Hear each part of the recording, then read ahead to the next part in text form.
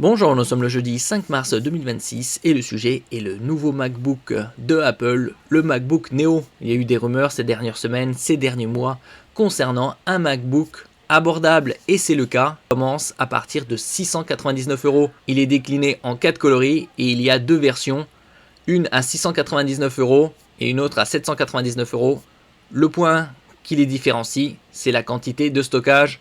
Sur le 699, il y a 256 Go, tandis que sur le 799, il y a 512. Nous allons voir également les specs, les points positifs, les points négatifs, et également comparer le CPU qui équipe ce MacBook Neo, le A18 Pro, qui était sur des smartphones, iPhone, et également un MacBook Air équipé d'un M2 à un prix très abordable, également 799 €. N'oubliez pas de vous abonner pour plus de news sur le monde de la high-tech ainsi que les bons plans, également sur mon Twitter et en description sous toutes mes vidéos. Vous pouvez les retrouver dans mes playlists et voir mes articles sur mon blog, tous les liens seront en description.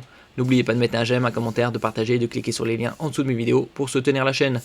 Donc les finitions ici, 4 déclinaisons au niveau des coloris, argent, rose poudré, jaune agrume, indigo. Prix de départ 699 € pour la version avec 8 Go de RAM unifié, 256 Go de stockage. Et pour 100 € de plus, vous avez 2 fois plus de mémoire, 512 Go. On aurait préféré un peu plus de RAM, entre 8 et 16, à la limite 12, sur les deux versions. Côté CPU, c'est un Apple A18 Pro, Hexa-cœur, 2 cœurs performants, 4 cœurs efficients. Côté graphique, 5 cœurs, et l'intelligence artificielle Neural Engine, 16 cœurs, avec une bande passante de 60 Go par seconde en ce qui concerne la mémoire. Ici on peut voir un benchmark entre le A18 Pro et le Apple M2. Ici au niveau des specs, monocœur, le A18 Pro est en avance sur le M2 avec un score de 3409 pour le A18 Pro face à 2596 pour le M2. Le M2 est un octocœur 8 thread et en multicœur, c'est le M2 qui prend l'avantage avec un score de 10062 face à 8492 pour le A18 Pro. Côté intelligence artificielle, c'est le A18 Pro qui est en avance avec 38 TOPS de calcul. TOPS, c'est pour Trillion Operations par seconde, c'est-à-dire milliers de milliards d'opérations par seconde. Ici, il est à 38, tandis que le M2 est à 15,8. C'est quasi 2 fois et demi plus performant, le A18 Pro, que le M2. Côté graphique, iGPU intégré, c'est quasi identique. Le A18 Pro a un score de 3589, tandis que le M2 a un score de 3550. On va dire que c'est identique, 1% de différence. Côté lithographie, le A18 Pro est en 3 nanomètres. Il est sorti au 3e trimestre 2024, tandis que le M2 est sorti au 2e trimestre 2022 et il a une gravure de 5 nanomètres. Côté mémoire et bande passante, le A18 Pro est sur du LPDDR5X à 7500 MHz, 60 Go par seconde de bande passante, tandis que le M2, c'est du LPDDR5 6400 MHz avec une bande passante 70% supérieure. On passe à 102,4 Go par seconde. Donc nous retournons ici sur le MacBook Neo qui est disponible en précommande et sortira le mercredi 11 mars. Ses points positifs, sa dalle 13 pouces avec technologie IPS pour de meilleurs angles de vision et reproductivité des couleurs. Une très haute définition de 2408 par 1506 avec une densité de pixels de 219 pixels par pouce ppp. Luminosité élevée, 500 nits et la prise en charge de 1 milliard de couleurs. Excellent bon point, surtout pour un MacBook à 699-799 €. Côté autonomie, on est sur du 16 heures en streaming vidéo, bien évidemment avec la luminosité basse. Et en navigation web sans fil, ça va jusqu'à 11 heures. Côté MacBook Neo, il est livré avec un câble USB-C d'1,50 m, il n'y a pas de chargeur. Puissance minimale requise pour charger l'appareil 20 watts. On peut trouver par exemple des chargeurs aux alentours de 24-25 €, comme le Anker, avec 2 ports USB type C, format oblong, pas de sens d'insertion, et USB-A. Ici au niveau de la puissance, un seul port, par exemple 65 watts. Je mettrai bien évidemment tous les liens en description. Niveau connectique, il a 2 ports USB type C, un USB 3 3.2 Gen 2, c'est-à-dire avec un débit de 10 gigabits par seconde, avec fonction recharge et DisplayPort, c'est-à-dire vous pouvez l'utiliser comme sortie vidéo. Et le deuxième, c'est également un USB-C de type 2 avec un débit de 480 mégabits par seconde. Et vous avez également une prise casque 3,5 mm.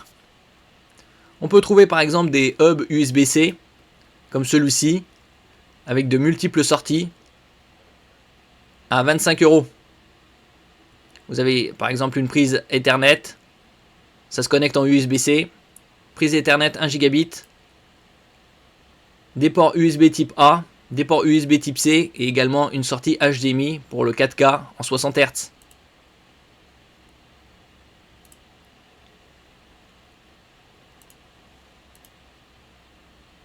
Et c'est compatible MacBook. Concernant le USB-C 3 qui prend en charge le DisplayPort, vous pouvez connecter un écran externe en 4K 60 Hz.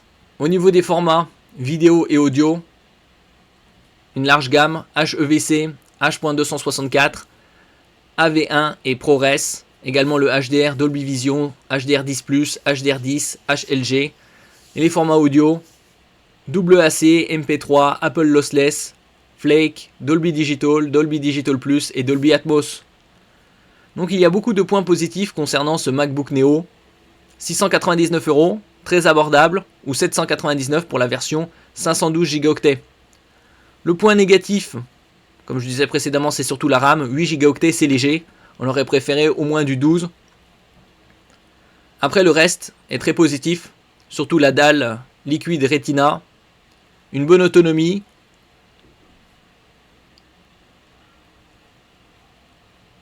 Concernant le sans fil, on est sur du Wi-Fi 6E, une norme sortie fin 2021, et le Bluetooth 6, c'est la toute dernière norme.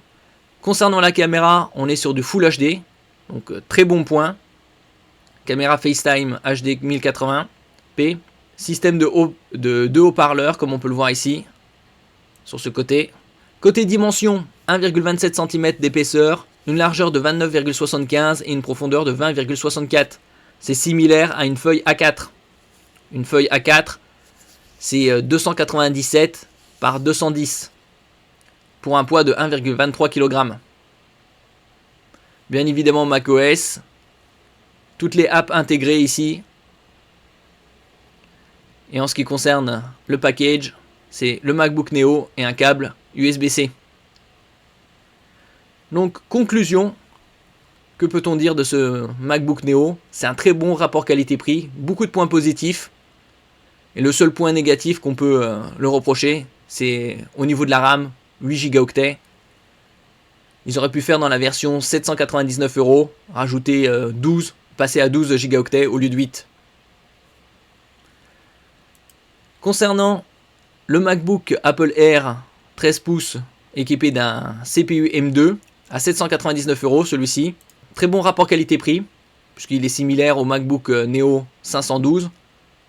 Il a une définition de 2560 par 1664, supérieure au MacBook Neo. Ici, on est sur du 16 Go de RAM. Côté stockage, 256. Vous avez le Wi-Fi 6 et le Bluetooth 5.3.